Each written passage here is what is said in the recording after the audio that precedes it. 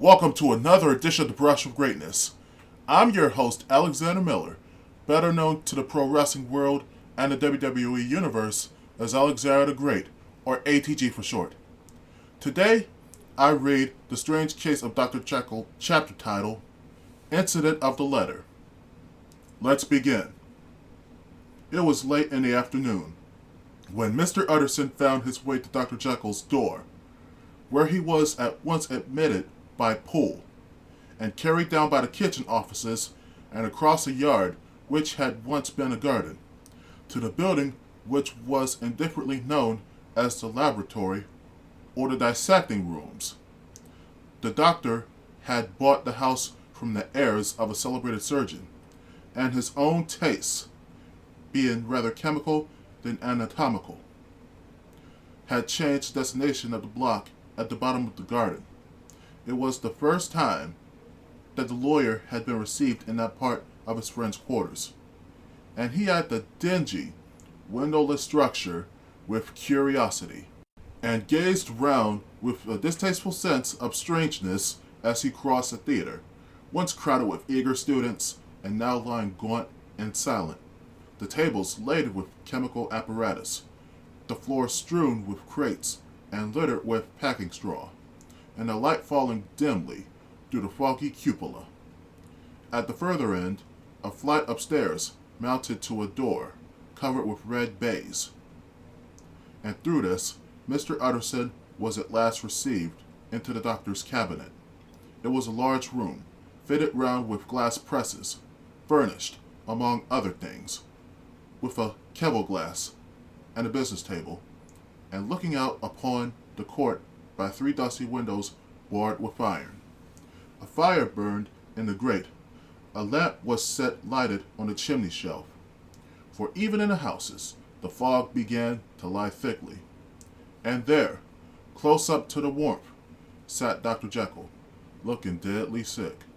He did not rise to meet his visitor, but held out a cold hand and bade him welcome in a changed voice.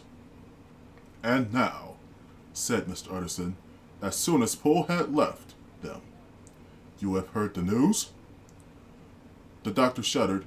"They were crying it in a square," he said. "I heard them in my dining room." "One word," said the lawyer. "Carew was my client, but so are you. And I want to know what I am doing. You have not been mad enough to hide this fellow?" "Utterson, I swear to God," cried the doctor, "I swear to God I will never set eyes on him again. I bind my honor to you that I am done with him in this world. It is all at an end. And indeed, he does not want my help. You do not know him as I do. He is safe. He is quite safe. Mark my words. He will never more be heard of." The lawyer listened gloomily. He did not like his friend's feverish manner. "You seem pretty sure of him," said he. "And for your sake, I hope you may be right.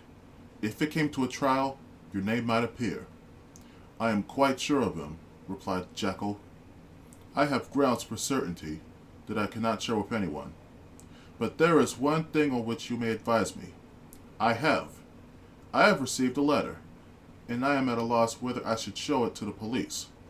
I should like to leave it in your hands, Utterson. You would judge wisely, I am sure. I have so great a trust in you. You fear, I suppose, that it might lead to his detection, ex-lawyer?" "No," said the other. "I cannot say that I care what becomes of Hyde. I am quite done with him. I was thinking of my own character, which this hateful business has rather exposed." Utterson ruminated a while. He was surprised at his friend's selfishness, and yet relieved by it. "Well," said he, at last, "let me see the letter." The letter was written in an odd, upright hand and signed Edward Hyde, and it signified, briefly enough, that the writer's benefactor, Dr. Jekyll, whom he had long so unworthily repaid for 1,000 generosities, need labor under no alarm for his safety, as he had means of escape on which he placed assured dependence. The lawyer liked this letter well enough, It put a better color on the intimacy than he had looked for, and he blamed himself for some of his past suspicions. "Have you the envelope?" he asked. "I burned it," replied Jekyll, "before I thought what I was about, but it bore no postmark. The note was handed in." "Shall I keep this and sleep upon it?" asked Utterson. "I wish you to judge for me entirely," was the reply. "I have lost confidence in myself." "Well, I shall consider," returned the lawyer. "And now one word more. It was Hyde who dictated the terms in your will about the disappearance?" The doctor seemed seized with a qualm of faintness. He shut his mouth tight and nodded. "I knew it," said Utterson. "He meant to murder you. You have had a fine escape." "I have had what is far more to the purpose," returned the doctor solemnly. "I have had a lesson. Oh God, Utterson, what a lesson I have had!" And he covered his face for a moment with his hands. On his way out, the lawyer stopped and had a word or two with Poole. "By the by," said he, "there was a letter handed in today." What was the messenger like? But Poole was positive nothing had come except by post, and only circulars by that, he added. This news sent off the visitor with his fears renewed. Plainly the letter had come by the laboratory door. Possibly, indeed, it had been written in a cabinet, and if that were so, it must be differently judged, and handled with the more caution. The newsboys, as he went, were crying themselves hoarse along the footways. "Special edition, shocking murder of an MP." That was the funeral oration of one friend and client, and he could not help a certain apprehension lest the good name of another should be sucked down in the eddy of the scandal. It was, at least, a ticklish decision that he had to make, and self-reliant as he was by habit, he began to cherish a longing for advice. It was not to be had directly, but perhaps, he thought, it might be fished for. Presently after, he sat on one side of his own hearth, with Mr. Guest, his head clerk, upon the other, and midway between, at a nicely calculated distance from the fire, a bottle of a particular old wine that had long dwelt unsunned in the foundations of the house. The fog still slept on the wing above the drowned city, where the lamps glimmered like carbuncles, and through the muffle and smother of these fallen clouds, the procession of the town's life was still rolling in through the great arteries with a sound as of a mighty wind. But the room was gay with firelight, and the bottle the acids were long ago resolved. The imperial dye had softened with time. As the color grows richer in stained windows, and the glow of hot autumn afternoons on hillside vineyards was ready to be set free and to disperse the fogs of London, insensibly the lawyer melted. There was no man from whom he kept fewer secrets than Mr. Guest, and he was not always sure that he kept as many as he meant. Guest had often been on business to the doctor's. He knew Poole. He could scarce have failed to hear of Mr. Hyde's familiarity about the house. He might draw conclusions. Was it not as well, then, that he should see a letter which put that mystery to rights? And above all, since Guest, being a great student and critic of handwriting, would consider the step natural and obliging.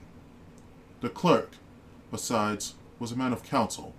He would scarce read so strange a document without dropping a remark, and by that remark Mr. Utterson might shape his future course.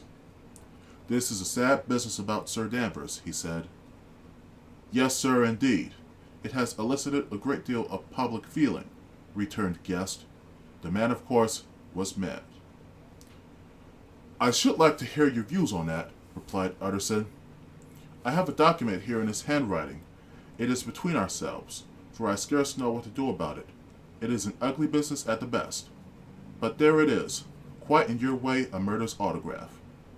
Guest's eyes brightened, and he sat down at once and studied it with passion. "No, sir," he said. "Not mad, but it is an odd hand. And by all accounts a very odd writer," added the lawyer. Just then the servant entered with a note. "Is that from Dr. Jekyll, sir?" inquired the clerk. "I thought I knew the writing. Anything private, Mr. Utterson? Only an invitation to dinner. Why? Do you want to see it? One moment. I thank you, sir. And the clerk laid the 2 sheets of paper alongside and sedulously compared their contents. Thank you, sir, he said at last, returning both. It's a very interesting autograph. There was a pause, during which Mr. Utterson struggled with himself. Why don't you compare them, guest? He inquired suddenly. Well, sir, returned the clerk, there's a rather singular resemblance. The 2 hands are in many points identical, only differently sloped. Rather quaint, said Utterson. It is, as you say, rather quaint, returned Guest. I wouldn't speak of this note, you know, said the master. No, sir, said the clerk. I understand. But no sooner was Mr. Utterson alone that night than he locked the note into his safe, where it reposed from that time forward. What? He thought. Henry Jekyll forged for murder, and his blood ran cold in his veins. Well, that's it for today's edition of The Brush with Greatness. The next edition of The Brush with Greatness will be a Scripts Reading edition, in which I, Alexander the Great, read James 3 of the Holy Bible, King James Version. Feel free to follow me on Twitter at WWETheAlexander. Follow me on Instagram at AlexanderGreat_ATG. Follow me on YouTube, like, comment, share, and subscribe. This has been The Brush with Greatness. Peace! Alexander out!